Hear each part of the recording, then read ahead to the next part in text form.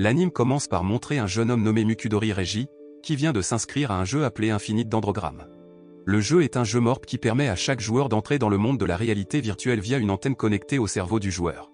Après l'inscription, chaque joueur recevra un outil appelé Embryo, où l'outil donnera différents pouvoirs à chaque joueur en fonction de son intelligence et de sa personnalité. À ce moment-là, Reiji a été accueilli par un administrateur nommé Chessir, qui lui a demandé de choisir un nom et une forme d'avatar.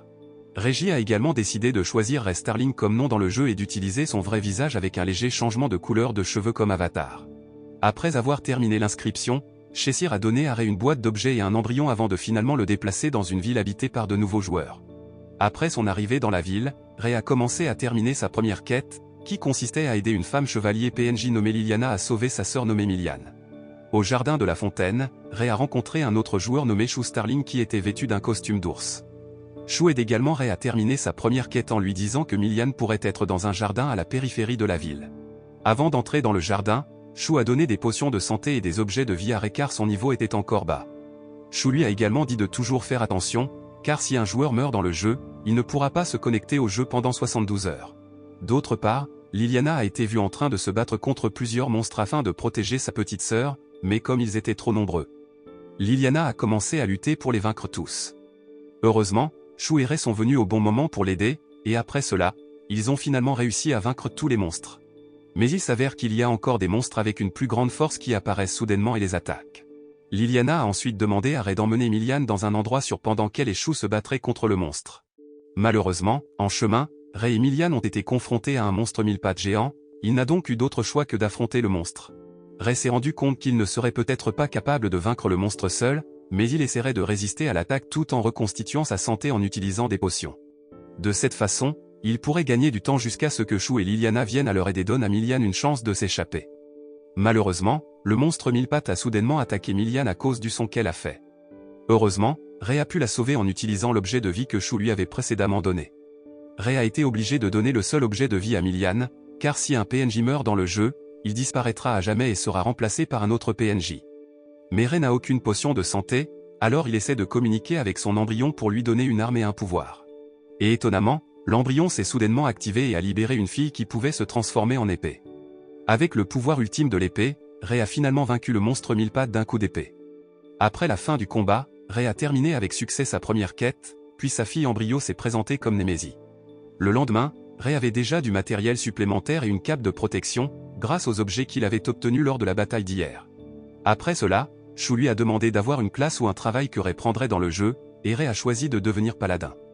Après que Ray se soit occupé des lettres de recommandation des chevaliers, et donné de l'argent à l'église et ait vaincu plusieurs monstres intermédiaires, Ray est officiellement devenu un paladin.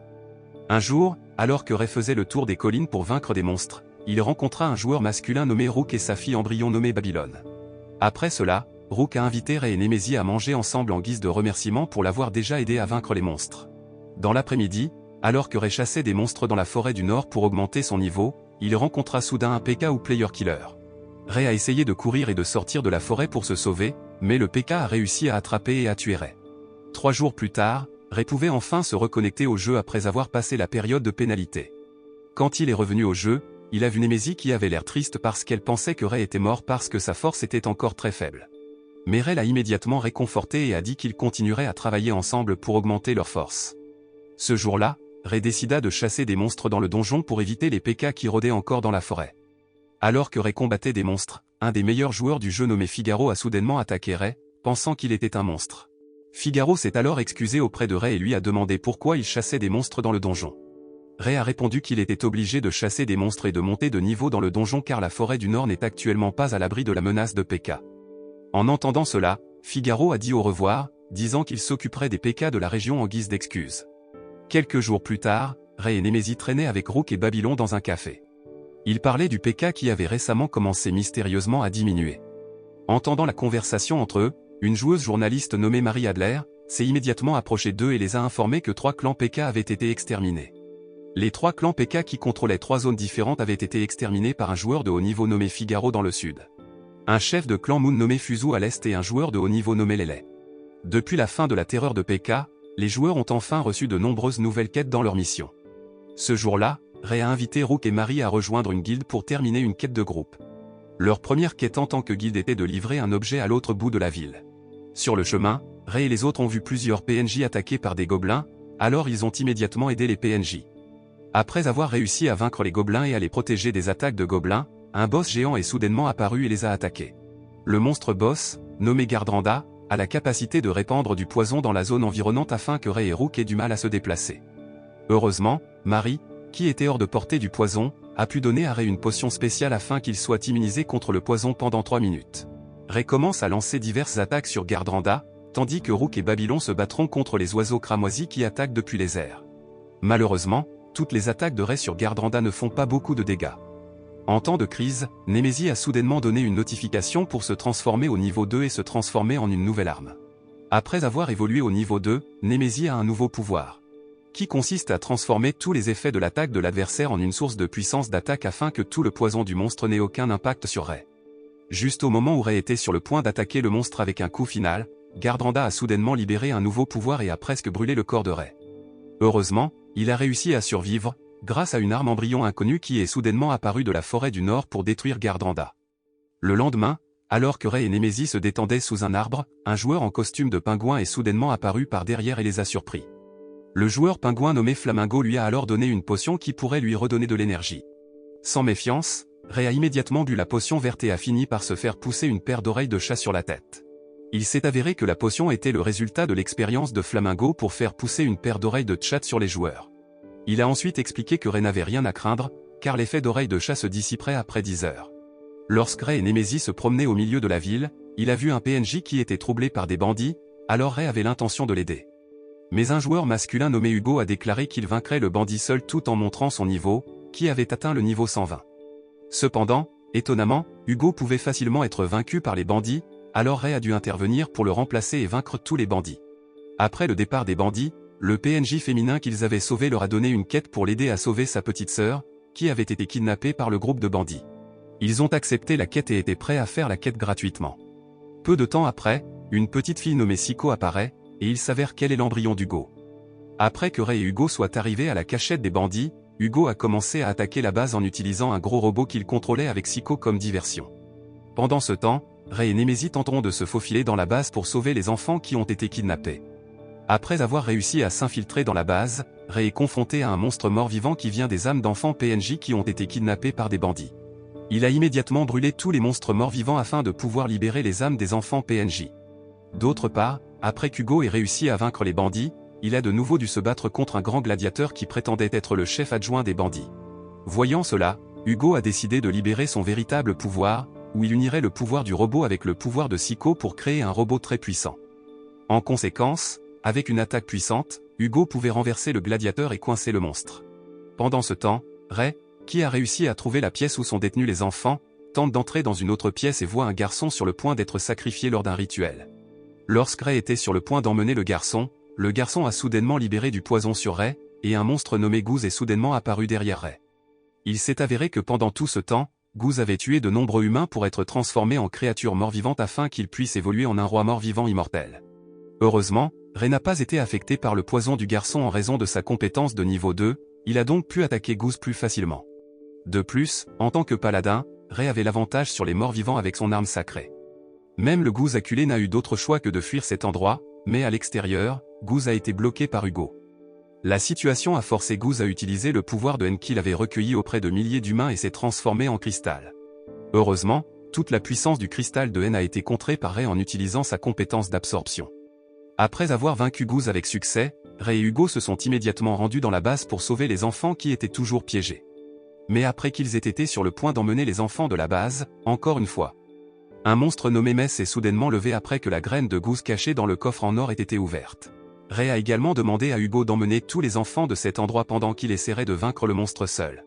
Cependant, en raison de la trop grande puissance de Mez, toutes les attaques de Ray n'ont laissé aucun dommage. Même après avoir libéré son pouvoir ultime, le monstre a attaqué Ray avec un coup si puissant qu'il est tombé inconscient. Voyant la situation, Nemesis a bu une potion de guérison dans le corps de Ray et a combattu le monstre seul. Heureusement, peu de temps après avoir reçu la potion de guérison, il s'est réveillé à nouveau et était encore plus excité de vaincre le monstre. Après une bataille très féroce, Ray et Nemesis ont finalement vaincu le monstre géant ensemble. Le lendemain, Ray a gagné beaucoup d'argent pour avoir réussi une quête dangereuse qui avait un niveau de difficulté assez élevé. Voyant la somme d'argent qu'il a reçue, Ray a également l'intention de donner une partie de l'argent à Hugo car il ne pourrait pas terminer la quête sans son aide. Après que Ray ait rencontré Siko et Hugo dans un café, il a ensuite donné une partie de l'argent qu'il a reçu à Hugo. Dans la soirée, Ray et les autres se sont rendus dans la grande arène de match pour assister à une bataille de joueurs de haut niveau de divers clans et royaumes. Même Figaro participait également au match et se battrait contre une joueuse de haut niveau d'un autre royaume appelé Xinyu. À cette occasion, Ray a également présenté Shu à Marie, mais après que Marie a vu Shu, elle a soudainement semblé nerveuse. Lorsque la bataille entre Figaro et Xinyu a commencé, tout le public a semblé enthousiaste et a soutenu leurs piliers respectifs. La bataille entre eux était féroce, mais Xinyu semblait si supérieur à Figaro qu'elle était capable de lui infliger une blessure profonde. Pour surmonter la crise, Figaro a décidé d'enlever toute l'armure qu'il portait afin de maximiser la puissance de l'embryon qu'il a utilisé pour l'attaquer. Puis, après avoir sorti son arme la plus puissante, il a finalement réussi à battre Xinyu. Tout le monde dans la foule avait l'air satisfait et heureux de regarder le match, mais toute l'excitation a disparu après que Figaro n'a soudainement plus pu bouger. Et Flamingo a ouvert son déguisement. Il s'avère que la personne derrière le costume de pingouin est Monsieur Franklin, une personne qui a été un fugitif de haut niveau du royaume en raison des crimes qu'il a commis jusqu'à présent. Tous les joueurs ont immédiatement lancé une attaque pour faire tomber Franklin, mais toutes leurs attaques ont été bloquées par la barrière au-dessus de l'arène. Franklin a également pris en otage une princesse royale nommée Elisabeth afin que les joueurs ne puissent pas simplement l'attaquer. Après cela, Franklin a créé une barrière spéciale qui pourrait enfermer tous les joueurs vétérans dans l'arène, tandis que les joueurs de moins de niveau 50 pourraient traverser la barrière. De plus, il a également recruté plusieurs joueurs de haut niveau qui avaient l'intention de quitter le royaume en tant que ses troupes, qui bloqueront à l'extérieur de l'arène. Au début, les troupes renégats semblaient arrogantes et confiantes car elles ne se battaient que contre des joueurs novices. Mais tout cela n'a pas duré longtemps, car Ray et Rook pouvaient facilement vaincre toutes ces troupes de transfuges avec les objets de haut niveau qu'ils avaient précédemment acquis. Au même moment, Marie a soudainement lancé une attaque sur Franklin jusqu'à ce qu'il soit grièvement blessé afin qu'elle puisse emmener Elisabeth. Malheureusement, Franklin a réussi à la récupérer en utilisant la magie à longue portée, puis a envoyé son homme de main nommé Veldorbel pour vaincre Marie. Au début, Marie a semblé troublée et a failli mourir à cause de la capacité de Veldorbel à contrôler 4 puissantes troupes orchestrales. Mais lorsque Veldorbel a été pris au dépourvu, Marie en a profité pour faire une attaque surprise par derrière et a finalement réussi à le tuer. D'un autre côté, Franklin a secrètement approché Hugo et lui a demandé de ne pas attaquer Ray parce qu'il voulait être celui qui combattrait Ray de front. Il s'avère que pendant tout ce temps, Hugo était un espion de Franklin, et il a délibérément approché Ray pour enquêter sur ses pouvoirs. En revanche, Franklin qui était arrivé devant la porte des arènes, semblait avoir été encerclé par l'armée royale. Liliana et les autres troupes royales ont commencé à effectuer une attaque magique appelée la Grand Croix, mais l'attaque n'a pas pu le faire tomber. Franklin a alors convoqué un monstre géant qu'il avait créé en utilisant les expériences qu'il avait faites jusqu'à présent. Le monstre pouvait résister à toutes les attaques de Ray parce que Franklin avait suivi le pouvoir de Ray grâce à la potion qu'il avait donnée à Ray il y a quelque temps. En entendant cela, Ray a été mis au défi et encore plus excité de vaincre Franklin, car il s'est rendu compte que la potion ne durait que 10 heures. Donc tout le pouvoir que Ray avait après l'épuisement de l'effet de la potion ne serait pas détecté par Franklin. Ray a également utilisé l'écart pour attaquer le monstre en utilisant le pouvoir qu'il a acquis après avoir vaincu Mess plus tôt.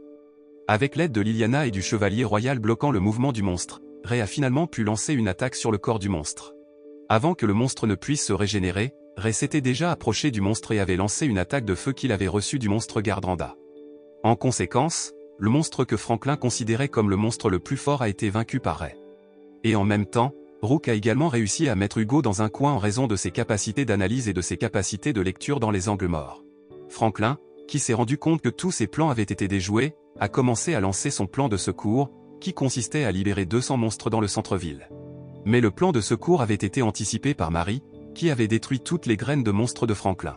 Franklin n'avait d'autre choix que d'utiliser son plan final, qui consistait à libérer des dizaines de milliers de monstres qui continueraient à attaquer jusqu'à ce que les monstres meurent. Heureusement, Rook et plusieurs autres joueurs étaient venus aider l'armée royale à vaincre les monstres. De plus, Shu a finalement montré sa vraie force devant tout le monde. Shu s'avère être le joueur numéro 1 du jeu qui a plus de 100 000 pouvoirs et porte le titre de King of Destroyer. Il peut vaincre les monstres de Franklin en peu de temps et sort immédiatement une arme de meurtre de masse qui peut tuer instantanément des dizaines de milliers de monstres. Après une longue bataille, Ray s'est approché de Franklin et lui a demandé pourquoi il avait essayé de détruire les PNJ du jeu.